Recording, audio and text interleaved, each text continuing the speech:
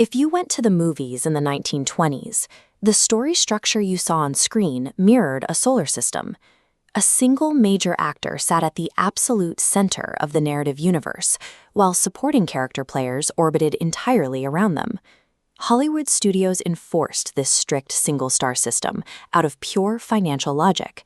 Mixing multiple top-tier leads in one feature meant paying multiple top-tier salaries. It invited massive scheduling conflicts, and executives assumed the stars would constantly fight for screen time. Metro-Goldwyn-Mayer operated as the epicenter of this highly controlled environment. Their lot produced a steady stream of standardized single-lead vehicles designed strictly to protect their investments. The business model worked, but it locked the industry into a predictable rhythm. Studios actively avoided artistic risk, relying entirely on the drawing power of individual names to sell tickets week after week. That predictability collapsed in 1932. The Great Depression tightened its grip on the global economy, leaving millions unemployed and drastically reducing disposable income. Theater attendance plummeted across the country. Standard, predictable movie releases were no longer enough of a draw to pull audiences away from their daily hardships and back into cinema seats. Facing severe revenue drops, MGM head Louis B. Mayer and production chief Irving Thalberg devised a high-stakes survival tactic. They decided to abandon the safety of the single-star model entirely and pack one film with the biggest names on their roster. Financial survival, rather than artistic inspiration, drove the invention of the ensemble cast. It was a calculated move to save a failing industry from potential collapse. The project they chose for this gamble was Grand Hotel, based on Vicky Baum's novel. Mayer and Thalberg took on staggering financial risk by casting 5 distinct, top-billing stars to share a single screen. Greta Garbo took the role of Gruzinskaya, a fading and melancholic Russian ballerina desperate to find isolation. Joan Crawford played Flamekin, an ambitious stenographer navigating a corrupt corporate ladder to escape poverty. And Wallace Beery portrayed General Director Praising, a ruthless textile industrialist facing total financial collapse. They were joined by John and Lionel Barrymore, rounding out the heavyweights.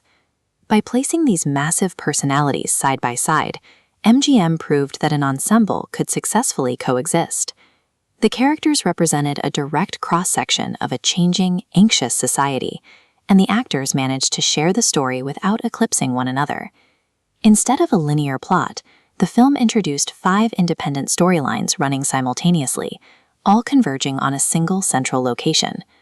By confining these disparate lives to one building, the location effectively became a living character in its own right.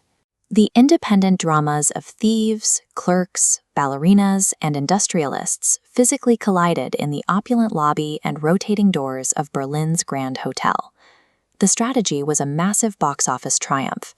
Audiences queued around city blocks to see 5 major stars for the price of a single ticket.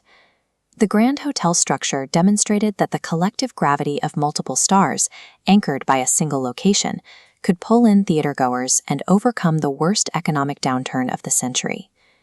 The critical validation for this experiment arrived later that year at the 5th Academy Awards, where Grand Hotel secured the Best Picture trophy. This chart highlights a specific historical milestone. Grand Hotel is the only film in the history of the Academy to win Best Picture without receiving a single other nomination.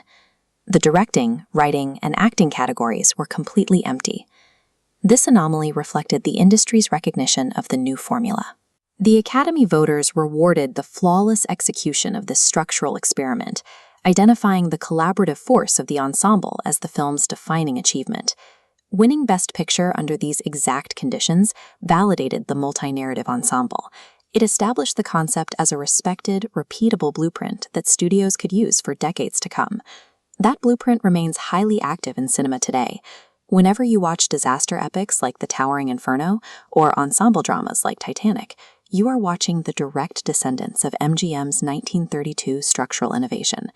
At the film's conclusion, the character Dr. Ottenschlag famously notes, "Grand Hotel, people coming, going, nothing ever happens." But structurally, the exact opposite was true.